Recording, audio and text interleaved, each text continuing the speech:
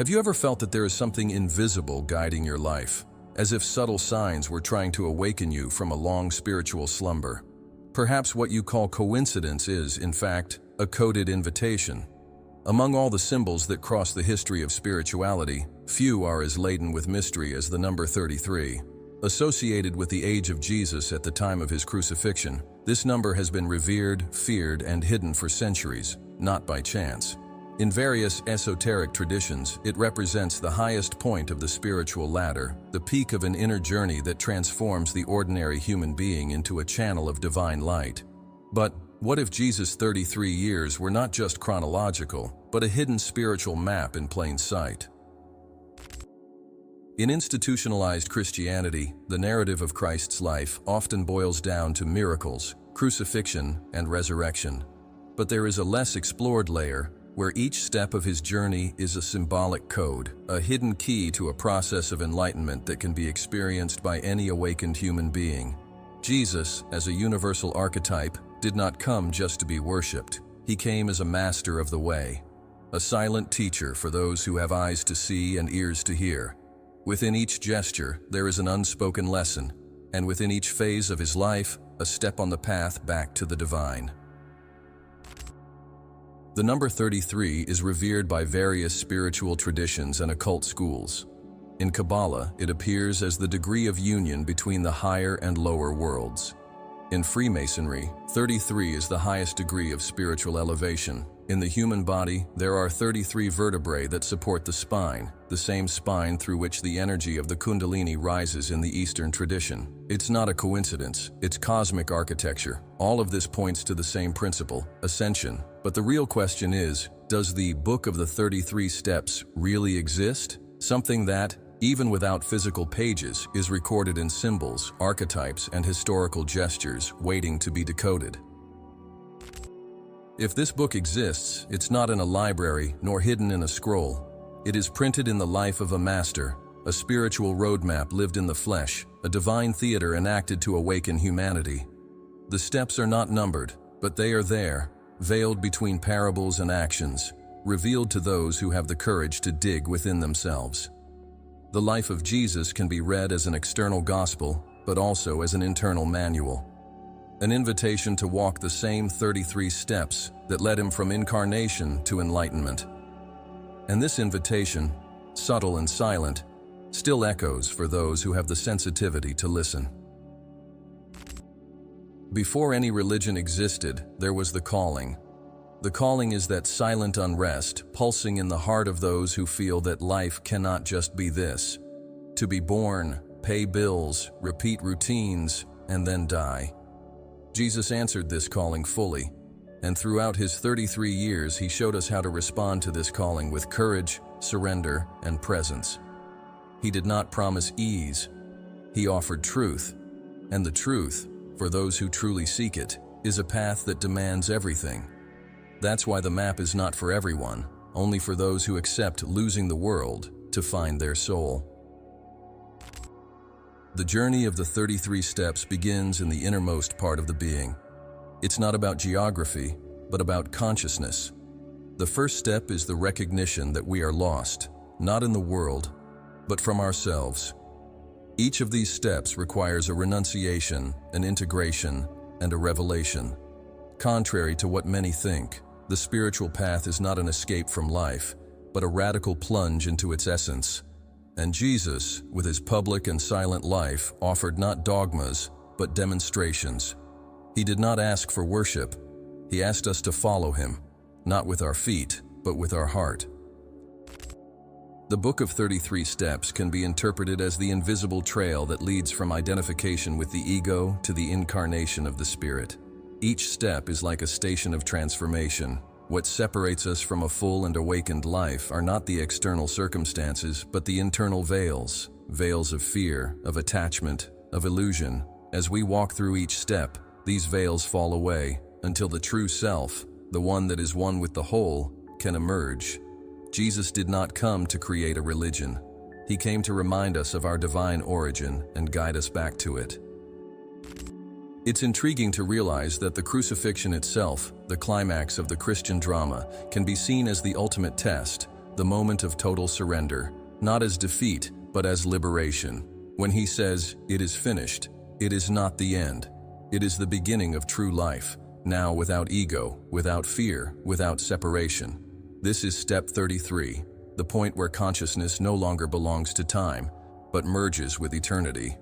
The cross, in this context, ceases to be an instrument of pain and becomes a bridge to infinity, an alchemical symbol where the human dissolves into the divine. That's why so many mystics throughout history have sought to live this map in silence. Francis of Assisi, Teresa d'Avila, Meister Eckhart, each in their own way walked the 33 steps, some consciously, others intuitively, but all arrived at the same point: union with the One. This journey is not limited to Christianity, but is inscribed in it with beauty and depth.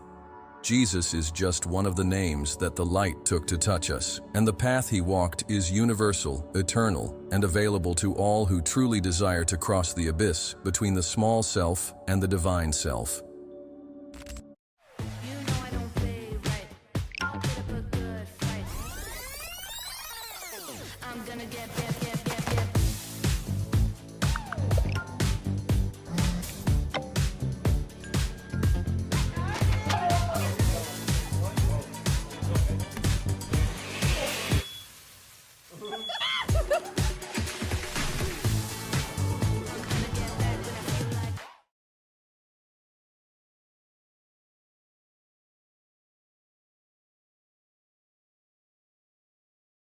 Worried a stock's price will go down right after you buy it? With Moomoo, you can check out the most updated short sale analysis before you trade. Find out how much a stock is being shorted and its short sale trend. Get a clearer understanding of the market and trade with greater confidence. Short sale analysis is free and exclusive on Moomoo. Download Moomoo now.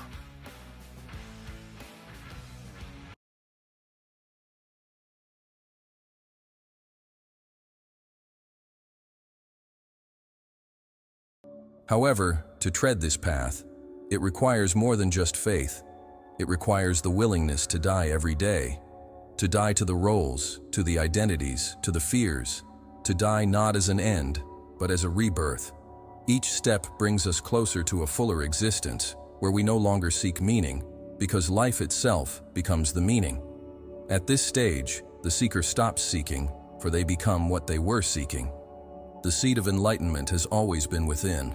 The 33 steps are merely the process of germination. Upon understanding this, we realize that the call is individual, but the destination is collective.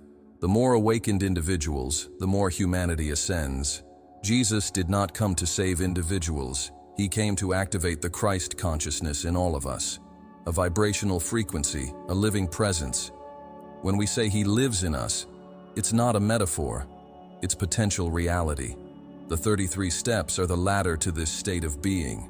Anyone can ascend, but no one ascends without decision, without surrender, and without truth. Therefore, if you feel that something within you is ready to go beyond the surface, this video will be your map, a symbolic and practical guide, a progressive revelation of the 33 hidden steps in the life of Jesus. Not so you can admire them, but so you can embody them.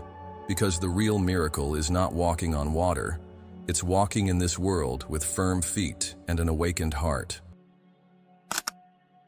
The journey to enlightenment does not begin with celestial applause or overwhelming mystical visions. It starts at the rawest, quietest, and often most painful moment of life. That instant where everything that seemed solid begins to crumble. The first step is not spiritual, in the romantic sense of the word. It is destabilizing.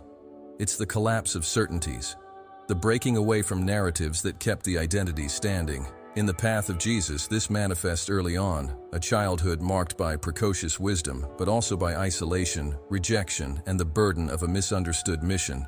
This step is the recognition of dissonance. Something within us starts to perceive that ordinary life is not enough. There is no turning back after this. It is the beginning of the journey. In the first step, we are confronted by the realization that the world we were taught to live in does not accommodate the fullness that the soul yearns for. It is as if the soul awakens from a deep sleep and cries out for air, for meaning. Jesus, even as a young man, already demonstrated a sense of identity greater than social roles when he said, "Don't you know I must be about my Father's business?" Here, the step shows us that spiritual awakening begins with breaking away from blind obedience. Questioning is not rebellion. It is a sacred act. It is at this moment that the individual begins to look inward and question what is outside. Something begins to burn. Something pulses wanting to be born. But this birth requires the abandonment of the comfort of ignorance.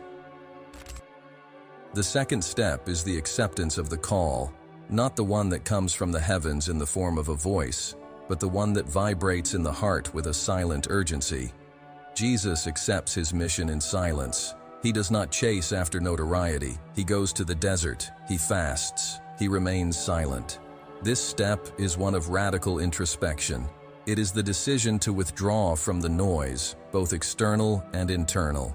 Here, the individual begins to perceive that the truth will not be found in ready-made answers, but in the deep listening of one's own being. It is the moment where the journey gains intimacy, the soul begins to guide, the mind becomes frightened, and solitude ceases to be absence and becomes communion. The ego resists, but something truer has already begun to lead. The third step involves confronting the shadow. There is no spiritual journey without a confrontation with the inner darkness. Jesus, in the desert, faces temptations that are more than just tests. They are archetypes of the ego, power, vanity, dominance. Each temptation is a part of us that wants to maintain control, that fears surrender. This step shows us that illumination does not come from running away from the shadow, but by integrating it. The spiritual warrior is the one who walks towards what they fear, knowing that the real battle is with themselves. The ego cries out for certainty. The soul feeds on surrender. This is the step of internal conflict, of purification through confrontation, a crossing that few dare to make, but that everyone will inevitably encounter. In the fourth step, the language changes. The seeker begins to understand that silence communicates more than 1,000 words. Jesus, after overcoming temptations, does not preach immediately. He listens. He observes. He moves with precision. This step teaches us that silence is not absence. It is gestation. It is at this stage that the soul begins to separate the true from the illusory. The noise of the mind gives way to the subtle voice of the spirit. The practices of meditation, contemplation, and solitude cease to be exercises. They become states of being. The individual begins to inhabit internal spaces that were previously closed. And there, in that silent space, the first fruits of consciousness begin to sprout. But they are fragile, and they need silence to mature. The fifth step is the practice of presence. True spirituality begins to manifest in everyday gestures. There is no longer a separation between the sacred and the mundane. Jesus did not perform miracles to impress. Each gesture was made in total presence, with full intention. This step is the start of conscious living. Every action becomes a spiritual act. The gaze is purified. The hearing is sanctified. The body becomes a temple, and the present moment an altar. The mind no longer dominates as before, and the heart begins to lead. From here, the spiritual path ceases to be theory. It becomes embodied life. Everything that was external begins to reflect what is inside, and the world, which was once a stage for struggle, reveals itself as a master and mirror.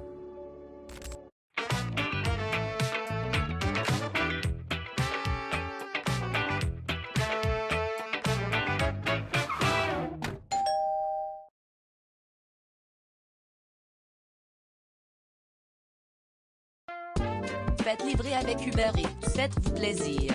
Faites-vous livrer ce dont vous avez envie. Commande simplifiée. Livraison pratique.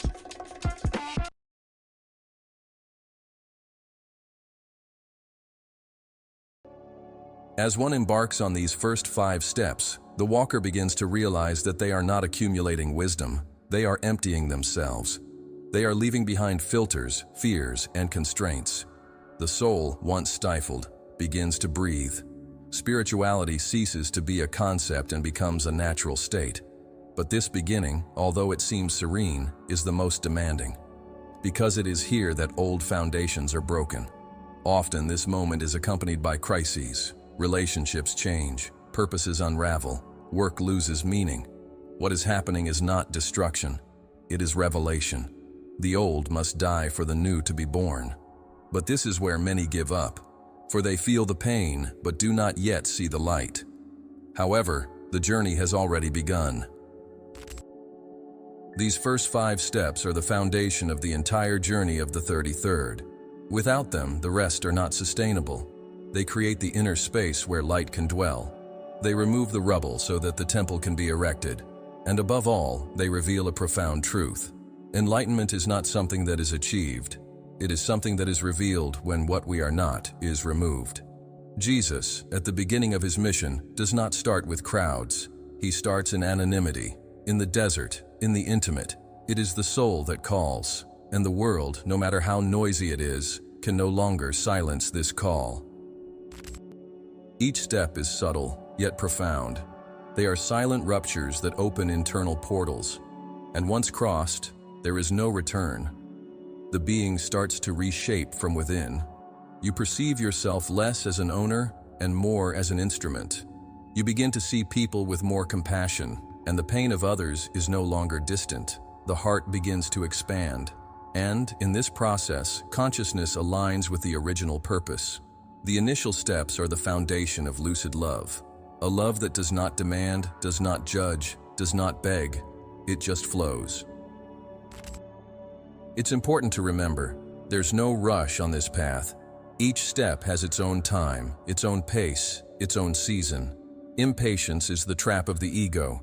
Surrender is the secret of the spirit. Jesus lived each stage fully. He didn't rush to the miracle. He walked with presence, even knowing the destination. This teaches us that the true miracle is to remain whole even amidst chaos. What begins as a search transforms into a path, and what seemed external reveals itself as something that was always within. These 5 steps are the silent call to all who feel there is something more, that they were not born to merely survive but to awaken. This is not about doctrine. This is not about religion. It's about inner truth, a movement of the soul towards its home. And this home, contrary to what we might imagine, is not in the sky. It's in the awakened heart, fully inhabiting the present moment.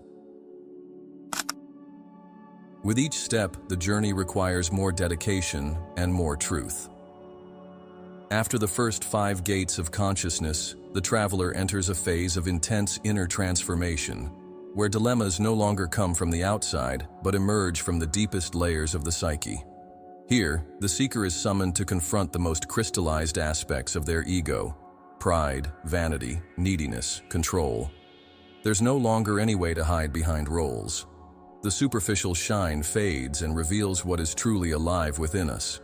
Jesus, when beginning his public mission, had already passed through these internal trials. He was not seeking fame or recognition, just the truth. And it is this same posture that the 6th step demands, a radical renunciation of the need for approval. Now the journey is no longer about pleasing the world, it's about being true to the soul. In the 6th step, the main initiation is learning to lose, not as a failure, but as a purification. The ego, for a long time, guided our actions out of fear of not being enough. It created masks, defenses, strategies. But at this stage, such mechanisms begin to crumble. Pain emerges as a teacher, not as a punishment. The soul, now more awake, begins to illuminate the shadows with compassion, and the ego realizes that it can no longer command the journey. Jesus teaches us this by allowing himself to be rejected by his own, discredited by the doctors of the law, unaccompanied in the crowds. He does not cling to prestige. He remains firm in what he is. This step requires that we learn to be nothing in the world to be everything in essence. True strength is born from vulnerability. The 7th step marks the break with inherited identities. Here, family, cultural, and social roles begin to unravel. It is no longer possible to sustain the image that others project. It is the moment of spiritual depersonalization, not as alienation, but as freedom. Jesus breaks with the expectations of the Pharisees, but also with the illusions of the disciples. He did not come to fit into labels, and neither did we. This step can be painful because it implies saying no to what once defined us. Friends may drift away, relatives may not understand, and old dreams may die. But all of this is part of renewal. Only those who accept to die to what has been can be born again. And it is at this point that the seeker begins to experience the freedom of being without needing to explain. In the 8th step, the emotional wound is touched at its root. This is a sensitive point in the journey, where past traumas, unprocessed pains, and suppressed memories come to the surface, not to punish us, but to be healed. True spirituality does not run from pain. It dives into it with open eyes. Jesus wept for Lazarus, felt deep compassion for others' pain, allowed himself to feel abandonment, rejection, misunderstanding. He shows us that the soul does not need to be invulnerable to be luminous. Healing occurs when we stop fighting what we feel and start loving even the broken parts of ourselves. This step is a return to the heart, a meeting with the wounded child, the misunderstood teenager, the exhausted adult. All of this reintegrates, and the soul becomes home again. This is how you dollar cost average without the hassle. Step 1, download Kraken. Step number 2, boom, look at that. You can set up recurring buys in just 2 seconds. And step number 3, there is no step number 3. Just get Kraken.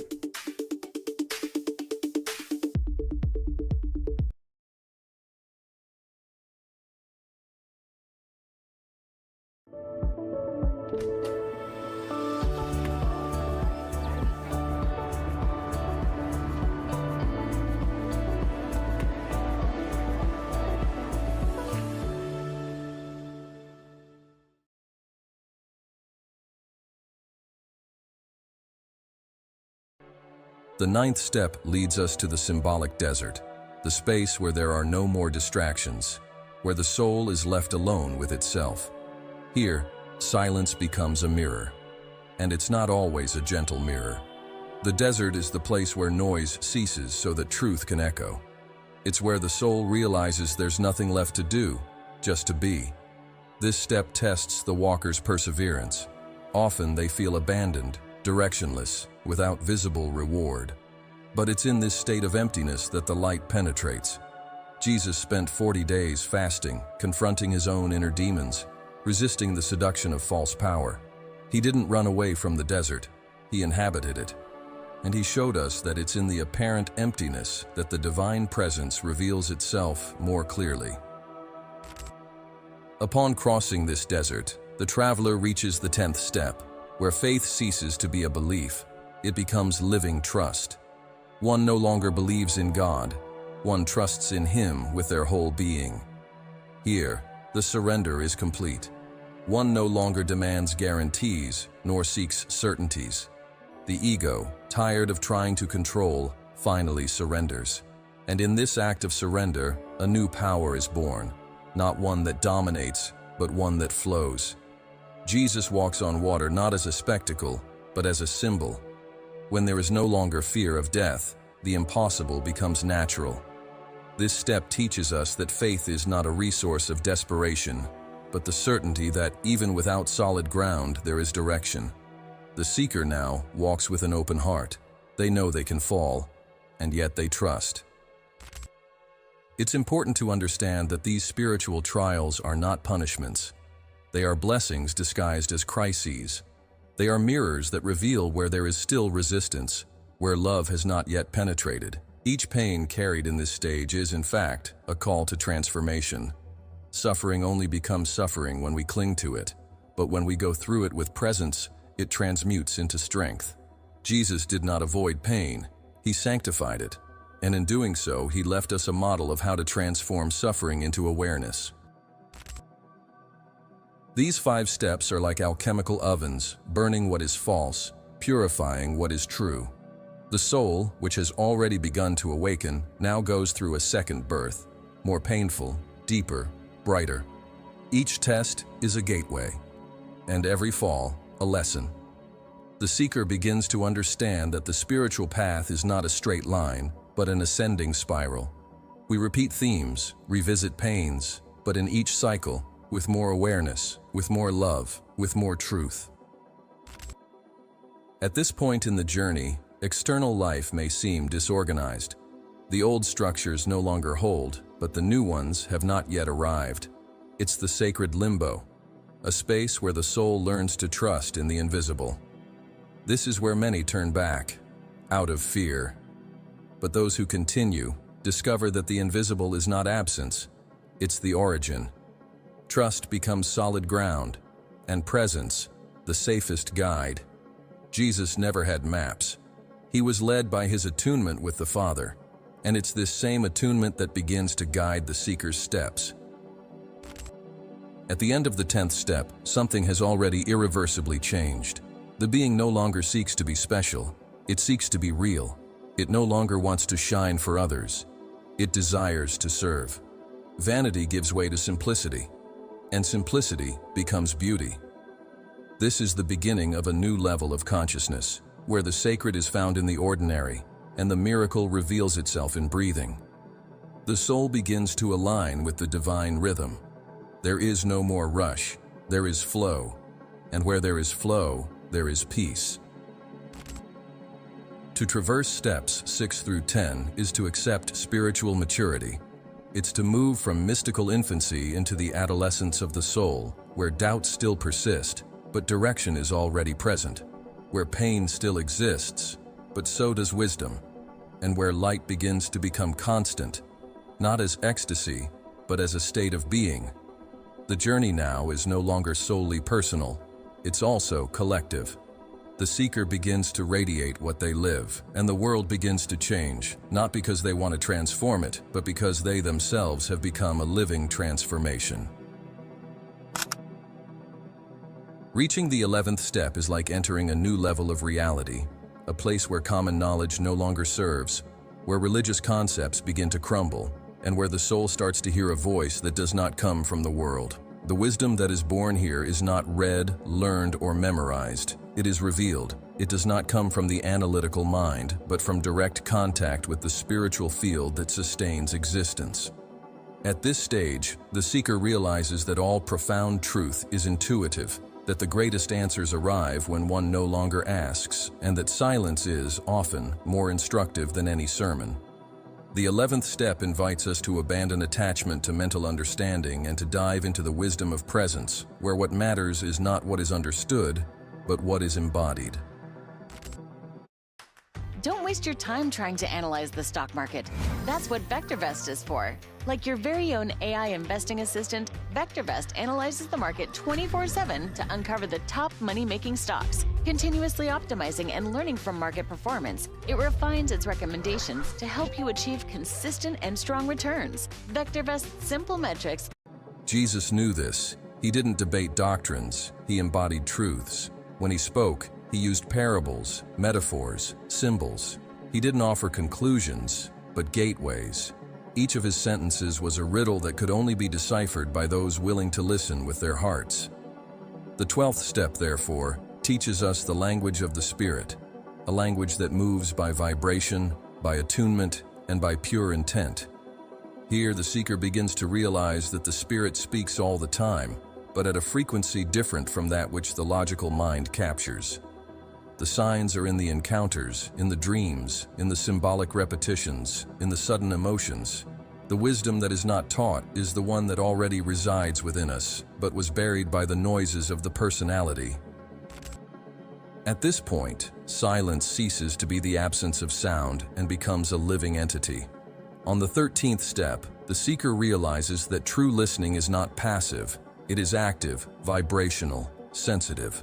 Silence becomes an oracle. They start to hear between the lines, to feel what was not said, to capture the most subtle intentions. It is in this space that deep intuitions are born. They are not guesses, they are revelations. Jesus climbed the mountains to pray not because he needed to ask, but because in that space, far from the crowd and the noise, he reconnected with the source. This step shows us that the soul only matures in sacred silence. The noise of the mind needs to be dissolved so that the song of the Spirit can be heard. This is the music of wisdom, inaudible to common ears, but perfectly clear to the awakened heart. With the advancement to the 14th step, something even deeper begins to emerge. The perception of the interconnection of all things. The seeker begins to see unity where they once saw separation. Duality loses its strength. Good and evil reveal themselves as expressions of the same educational game. The other ceases to be a threat and reveals itself as an extension of oneself. At this stage, Jesus said, "Love your neighbor as yourself," not as a moral rule, but as a mystical realization. This step is the activation of the Christ-like vision, seeing the divine spark in everything, even in pain, in error, and in the adversary. This does not mean being complicit with evil, but understanding that every soul, in its essence, seeks to return to the light, even when lost in the shadows. This understanding cannot be taught. It only arises from the fusion with the whole. In the 15th step, the seeker begins to dissolve into the flow of life. Mental rigidity transforms into spiritual flexibility. There is no longer resistance, there is alignment. It's as if, all of a sudden, life as a whole begins to make sense. Past pains, encounters, breakups, cycles, everything fits together like pieces of a cosmic puzzle. Jesus spoke of being in the Father and the Father in Him. This is not a metaphor for the religious, it's an experience for the initiate. In this step, the seeker begins to live in tune with the divine rhythm, with the cosmic dance. He no longer forces events, does not manipulate, does not beg. He allows. He cooperates with the flow of the sacred, and in this state of cooperation, miracles become natural, and peace becomes constant. But this kind of wisdom cannot be stored. It is not knowledge, it is transformation. The being who reaches this point no longer seeks to know more. They seek to be more. Learning is not cumulative, it is emptying. The soul begins to undress, and in this undressing reveals its essence. What remains is what is eternal. What falls away is what was transient. This wisdom cannot be taught in courses nor passed on in books. It can only be lived, felt, vibrated. It is a presence that changes the frequency of the environment. It is a silence that speaks louder than any voice. It is the truth that can only be known by those who are willing to disappear as I, to be born as we. At this point in the journey, the seeker no longer defines himself by the past, nor projects himself into the future. He just is. And this being is enough. Anxiety dissolves because there is nothing more to prove. Fear disappears because there is no more separation. Suffering loses strength because there is no resistance left. Everything that happens is perceived as part of the divine work. Even pain becomes sacred because it reveals where separation still exists. Jesus lived this state so profoundly that he could love even his executioners. This is not weakness, it's pure power. The power to transcend the ego and be an unconditional channel of love. This is not learned, it is awakened, and every step lived in fullness leads us to this point. Move-in challenge. Watch me as I transform my new space with marketplace items.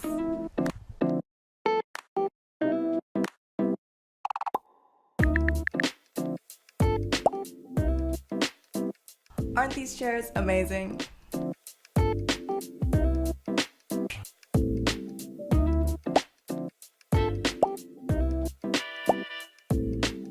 A month later, feeling more like my home. Thanks, Marketplace.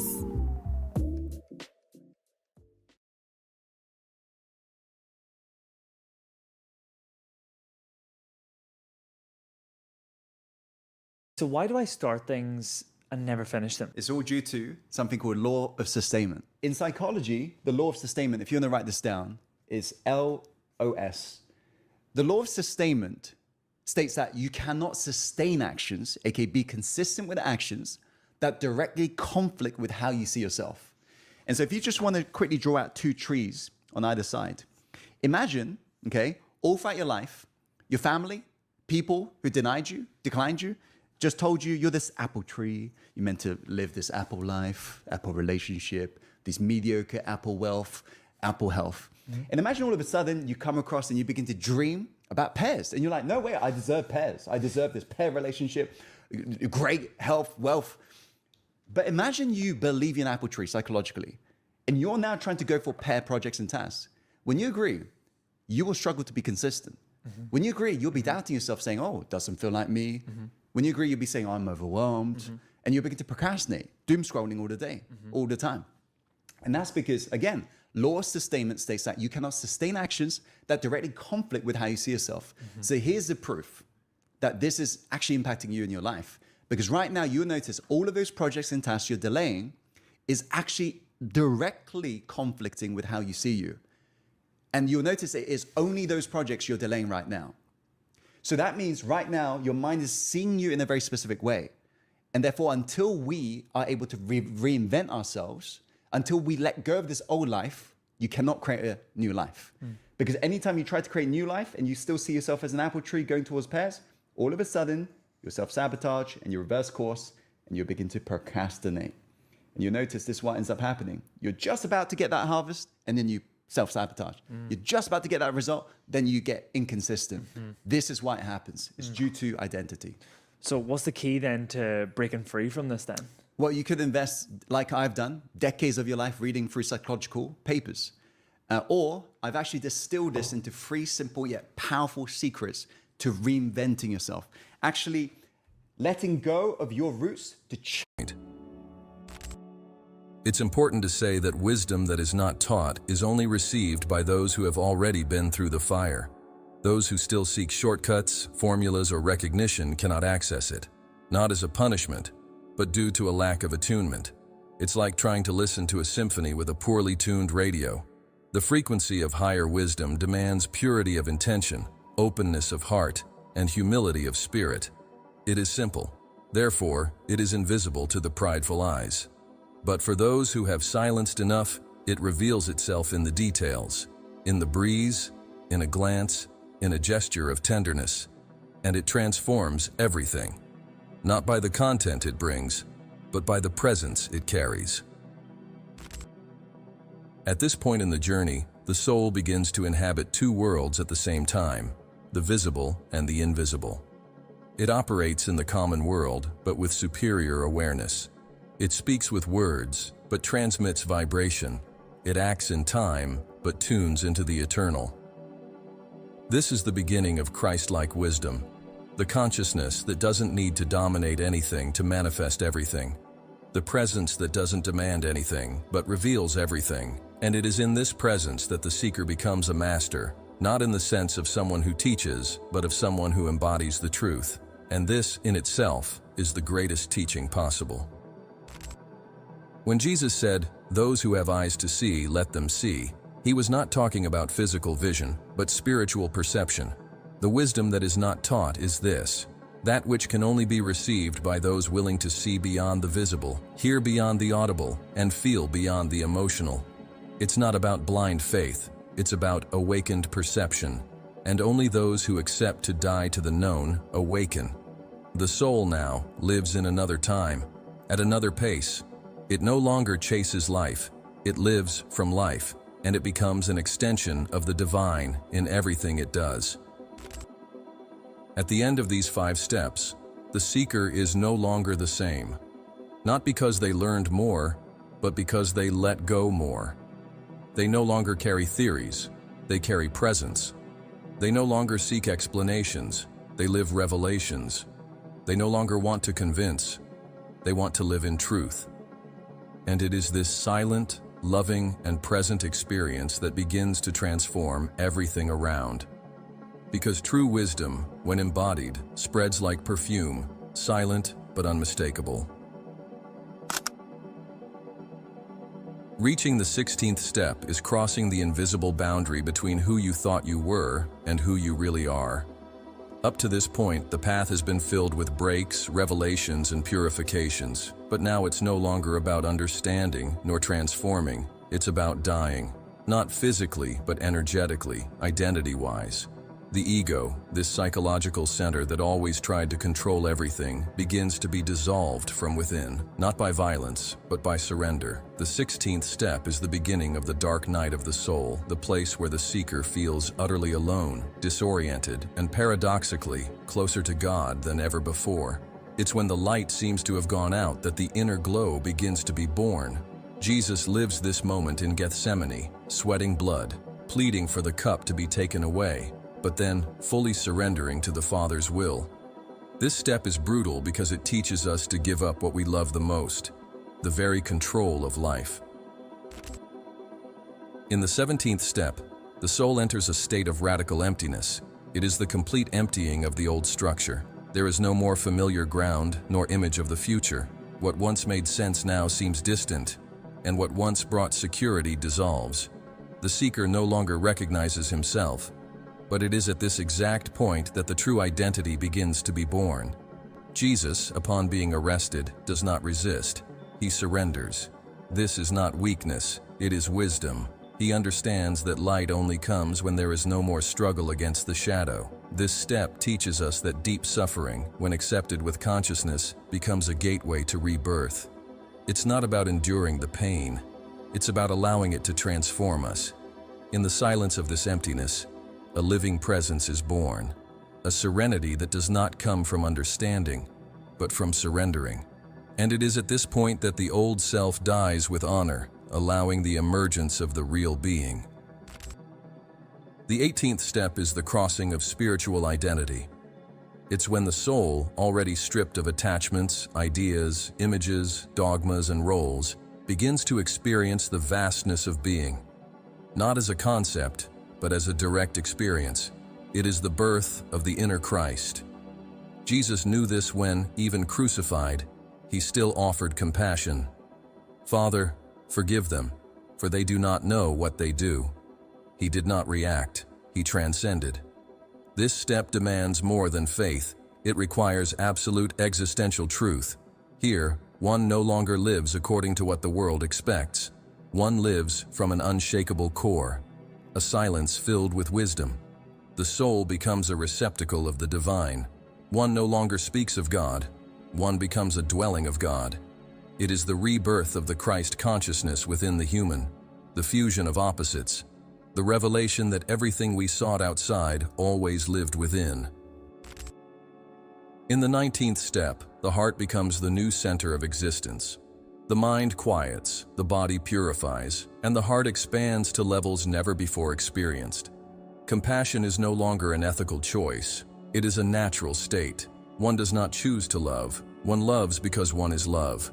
Jesus, even in the face of the cruelest suffering, does not harden. He remains open, pure, vibrant.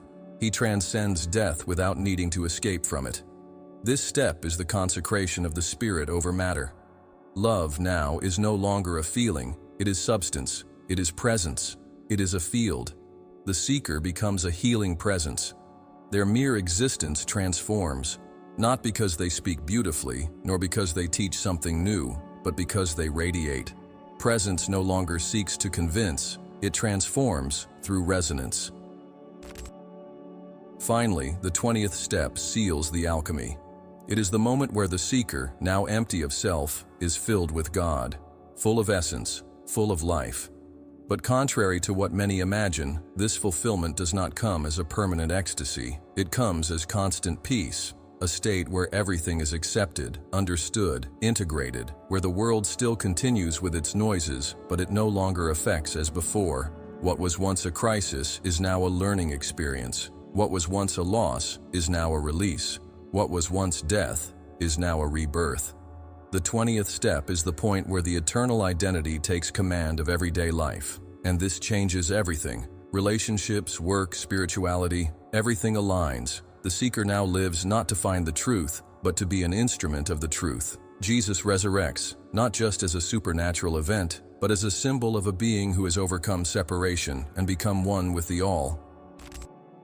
These 5 steps form the core of spiritual transfiguration.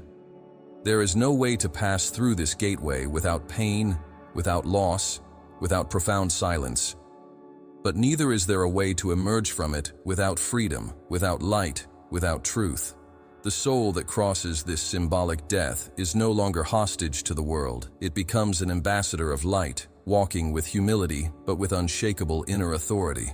Because whoever has already died to themselves fears nothing anymore, and whoever has already touched the eternal no longer loses themselves in the transitory. This stage of the journey is so intimate that it cannot be fully expressed in words. Each seeker will experience it in a unique way, but the signs are universal. The stripping away, the emptying, the silence, and the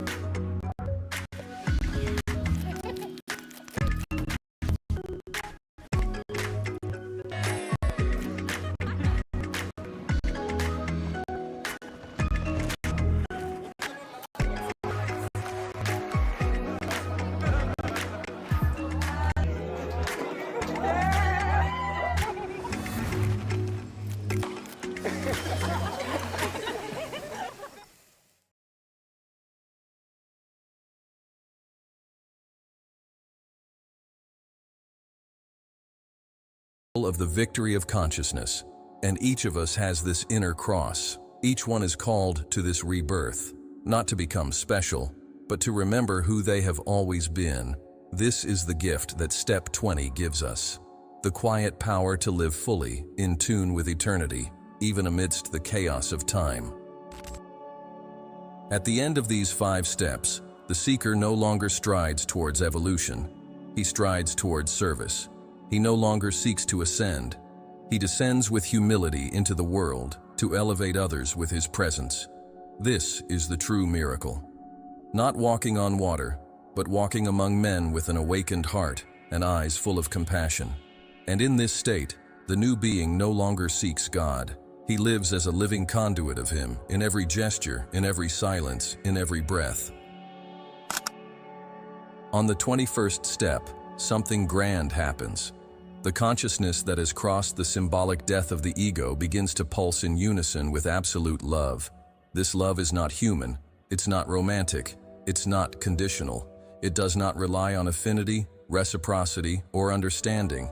It simply is, and it's at this point that the seeker stops loving because they want to be loved, and starts loving because they recognize in everything and everyone the same divine principle that burns in their chest. This step is a milestone. It's when the heart's energy expands beyond personal identity and begins to touch everything that exists. Jesus experienced this radical expansion by extending love even to His tormentors, even to the forgotten ones, even to those whom nobody saw. He didn't love for merit. He loved by nature. This step invites us to live exactly that. To be love that does not choose, does not calculate, does not wait. It simply radiates. The 22nd step is when the seeker begins to understand that serving is not a function. It's a natural consequence.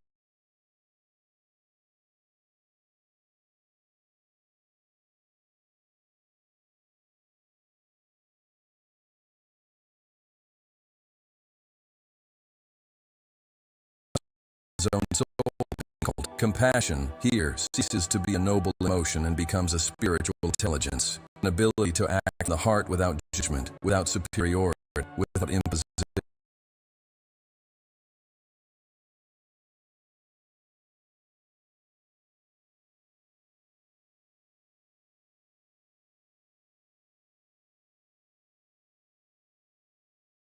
Touch the earth with hands, to heal with the eyes, to welcome with silence. On the 23rd step, the seeker begins to live in transforms environments, soothes hearts, and dissolves tensions, not because they say beautiful things or act in a spiritually correct way, but because their vibration is coherent with the source. This step shows us that the energy of conscious love heals, and it doesn't just heal psychological or emotional wounds, but also ancestral traumas, collective pains, and inherited spiritual tensions. The soul, now aligned, becomes a channel for transmitting an invisible force that operates on the deepest levels of reality. When Jesus touched someone, or simply allowed himself to be touched, there was no ritual. There was a direct connection with the essence. Healing occurred because his presence was pure, whole, and loving. This step is the awakening to the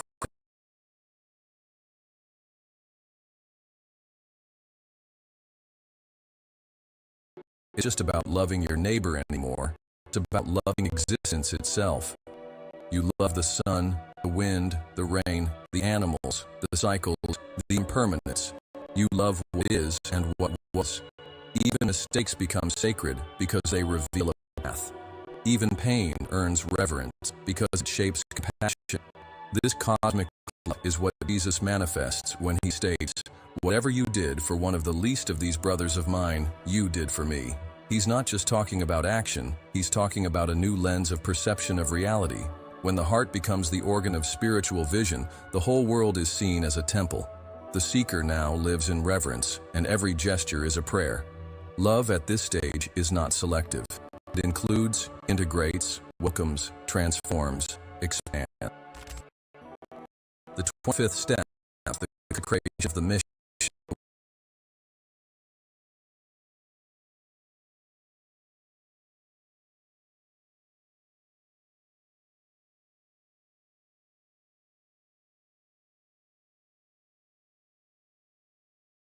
As a lamp, as a constant presence. Jesus had no personal ambition. Everything in him was directed towards the Father's will, that is, the loving cosmic intelligence that governs the universe. This step is a silent pact with the whole. It does not need to be spoken, sworn, or published, but it is deeply felt as an inner alliance, to live to serve, to live to heal, to exist, to radiate. This consciousness, when matured, awakens the true personal soul, no longer as a task to be discovered, but as a light that has always been there, just waiting for day.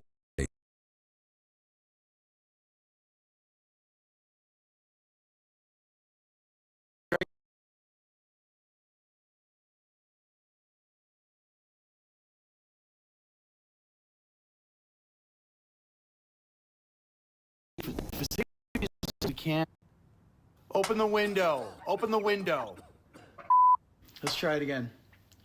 All right, you can read from line 5, and it's gone. I have an idea. You're a dragon, right? So let's try you against the green screen and put you on an epic background to see you in action. He's green.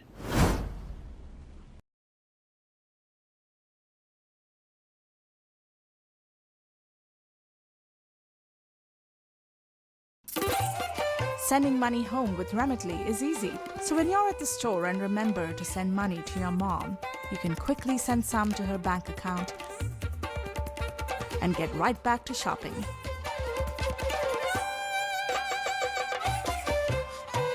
Download the Remitly app today.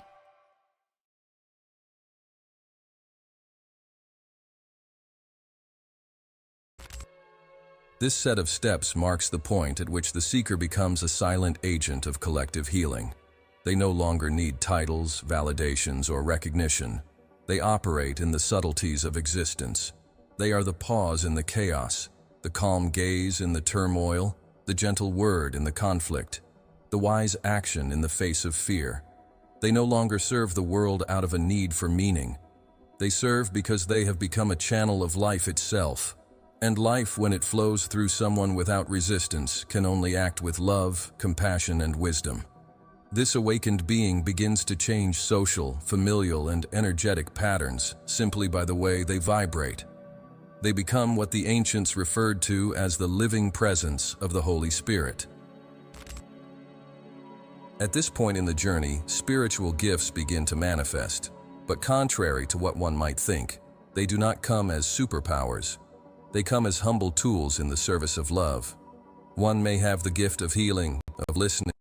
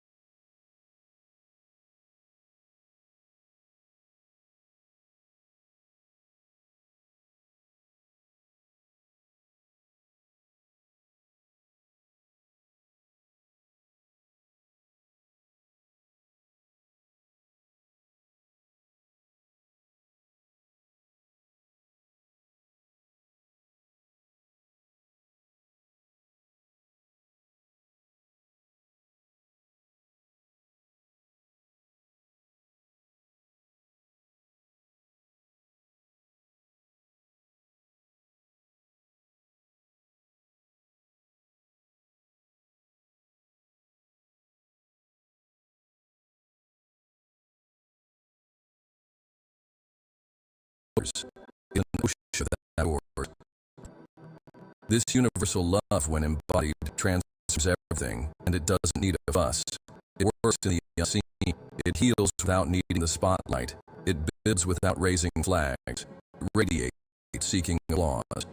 This is the true spirit strength, the power that doesn't need power, because it's only love in action. The soul that has arrived here no longer wishes to change the world.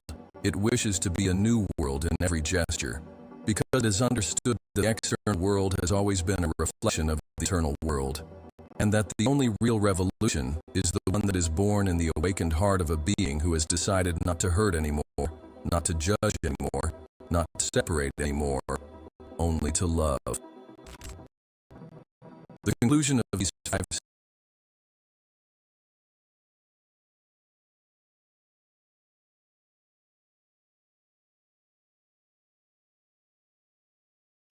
even trivial, and everything seen with gratitude, not as a spiritual obligation, but as a natural state of those who have recognized the grace of existence. The soul now dead with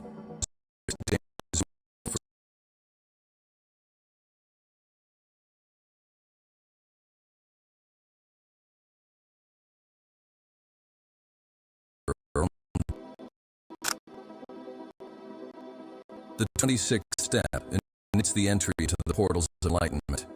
Here the seeker no longer walks by effort, does not ascend by discipline, does not seek out of a desire for transcendence.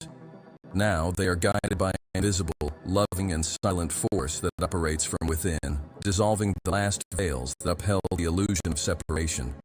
At this stage, reality is no longer perceived as an external object, but as an extension of the field of consciousness that inhabits and permeates all things. Jesus lived in this state when he said, "I and the Father are one." He did not speak metaphorically, but as a direct observation, the result of a state present where the human mind and the divine mind become a single integrated perception. In this step, psychological time begins to lose its relevance. The past no longer binds, the future no longer generates anxiety, and the now reveals itself as living eternity.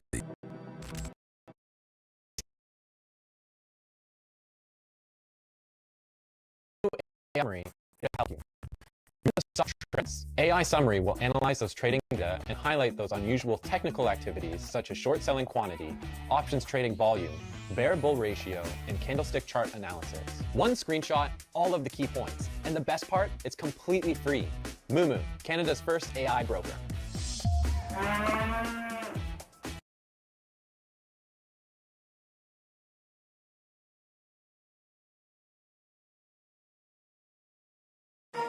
Royal Giant Masterclass. First tip, never go alone. Giant in front, archers in back. Classic combo. He smashes, they snipe. Minions swarm, not for long. Musketeers got their number, one shot at a time. When skeletons block your way, roll the log, simple as that. Ah, the old bomb tower trick. Fireball makes way like only fire can. Teamwork, that's how Royal Giant wins. All for the crown, now go get it.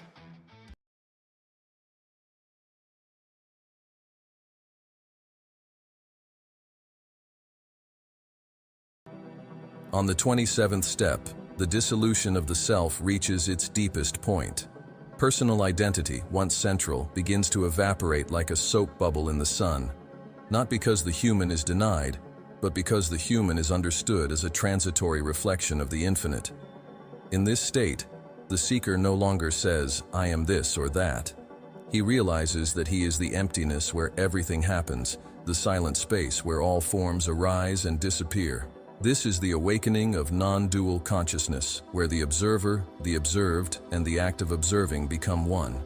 Jesus manifested this by healing without technique, touching without judgment, speaking with authority without worldly authority. He did not act from a self. He allowed the Father to act through him. At this step, enlightenment is no longer a goal. It is a natural state, and the seeker begins to live as a pure witness of grace without attachment to role, story, or outcome.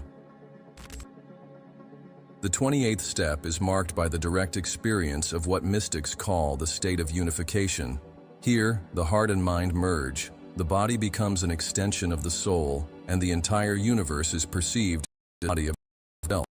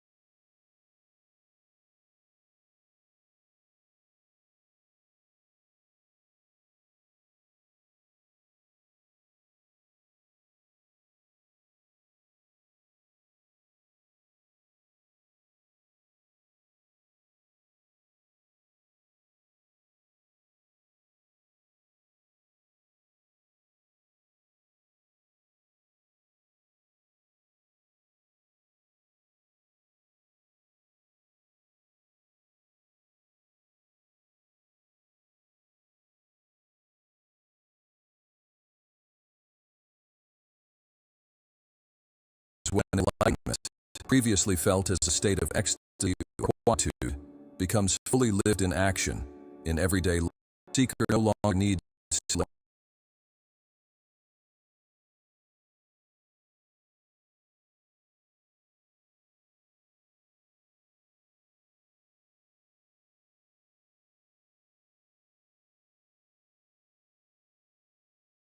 nothing else could, and their silence speaks what no human voice is capable of saying. They no longer live for themselves, but they also do not live against themselves. They simply live as a full expression of the truth. Jesus, upon returning after the resurrection, was no longer recognized, not by appearance, but because his vibration was different. He had transcended the world, and for that reason, he could touch it with real freedom. This stage of the journey is indescribable with accuracy. Words merely scratch the surface of the mystery that surrounds this state. But all mystics, in every tradition, report the same essential core: absence of separation, fullness of love, effortless wisdom, egoless action. This being no longer feels it feels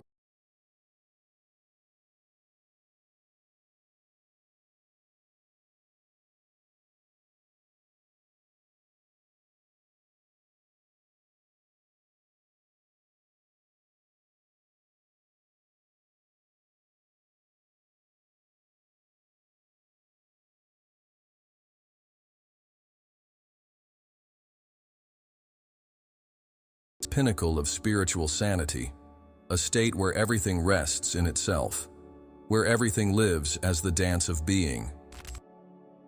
From this point forward, the journey does not end, it becomes eternal. The seeker is no longer someone walking towards the light. He is the light itself, gently walking among men, revealing that the light was never distant, only veiled by fear and ego. He no longer needs masters, but honors all who came before. He no longer needs technique, respects all practices. He no longer seeks to belong, he already belongs to the whole. His praise.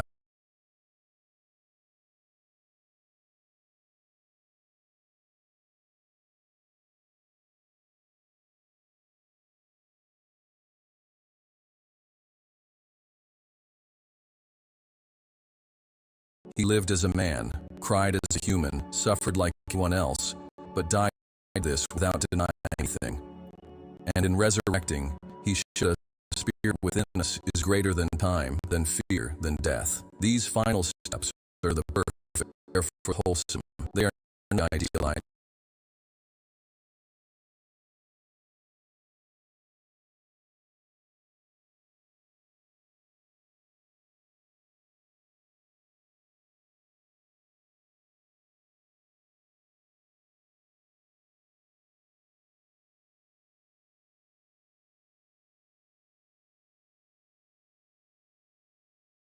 Not air to climb, but layers to be peeled away. Only the naked, pure, brilliant, eternal self remains. And that's why step 29 concludes with the greatest gift of all. Peace that does not depend on the world, because it comes from the one who has become the world in peace.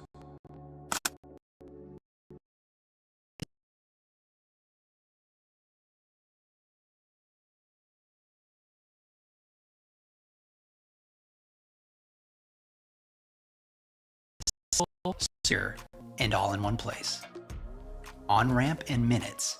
No complicated steps. No stress. Just a few. The 30th step marks the beginning of the final crossing. Not because the path is coming to an end, but because the being that was walking completely dissolves into what it has always been. Here, there are no more steps in the common sense. There is no longer someone who seeks, who desires, who interprets. What remains in a pure state of being, so vast, so quiet, and so absolute, that the very